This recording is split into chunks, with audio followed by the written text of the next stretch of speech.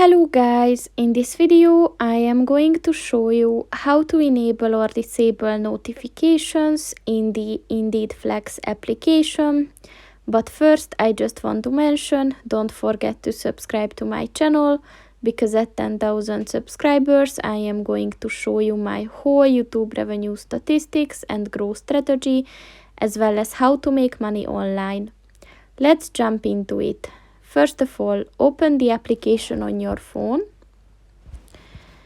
and then click on the profile button at the bottom of the page on the right, and then click on the My Settings button, and then click on the Notification Settings button.